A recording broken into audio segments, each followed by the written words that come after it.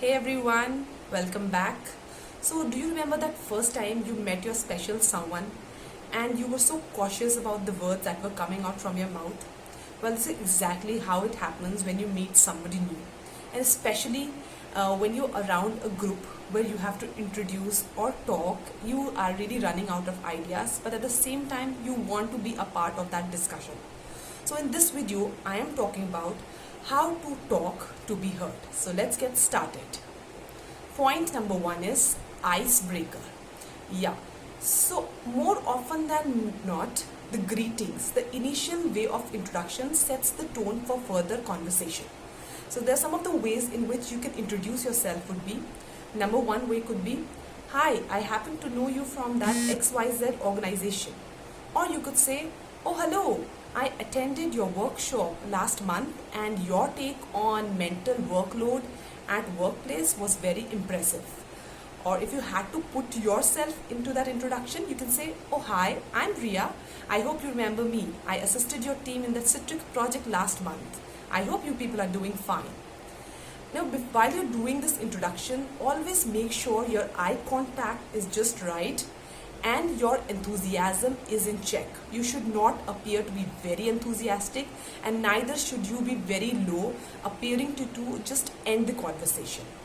And another important point to keep in mind is, I'll explain this with the help of an example. So I was traveling by metro some good years ago, and I bumped into this ex-colleague of mine, and he complimented me by saying, "Oh, that's a nice perfume."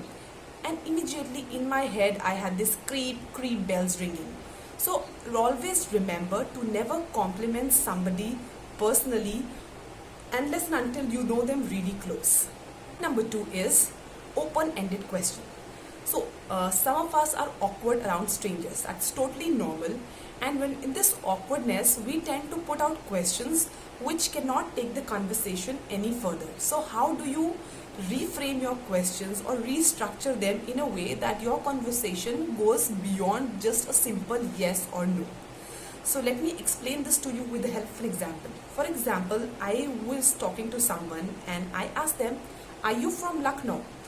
So if the person you are talking to is also not very good with conversations, he will simply reply with a simple yes or no. So instead of that, you can restructure this question as, "Are you from Lucknow? I have heard so much about those tunde kebabs. Are they really worth the hype?" So in this way, the conversation can take its own course and you can talk about things which could be interesting to the person you are talking to, and can go beyond a simple yeah, no, and so on. Point number three is listen to hear and not respond. So some of us have this tendency where we intend to hear the other side with the intention to respond as quickly as possible.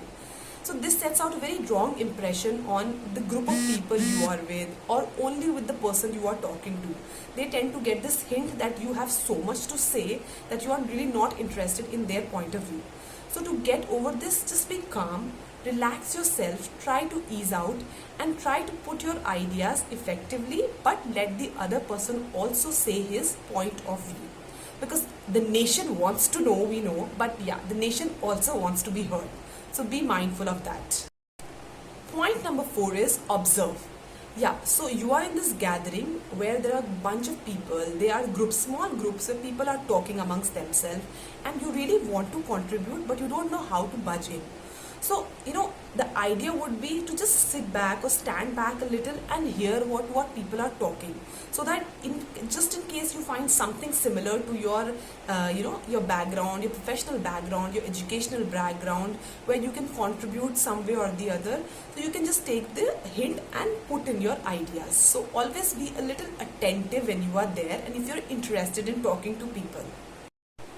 And last but not the least, most important point is be natural. Yeah, you have to be yourself. You don't need to copy anyone just to create that impression. You will be most definitely welcomed to that group where people are talking and discussing something. That gift of the gap is attainable. You just have to know how to talk, where to talk, what to talk, but at the same time to put out your right personality and not to be somebody else just for the sake of being in that group. So I hope you like these tips, and next time you are in that party or in that gathering, you shun that hesitation and you just go in and put your ideas and talk as confidently as you always wished. I'm going to link the complete blog in the description box below. So do give it a read, and also follow my blog at curlspeak.com. And don't forget to subscribe and follow my channel Curlspeak. I keep coming up with such informative videos on reading, writing and speaking skills. Until then, bye bye.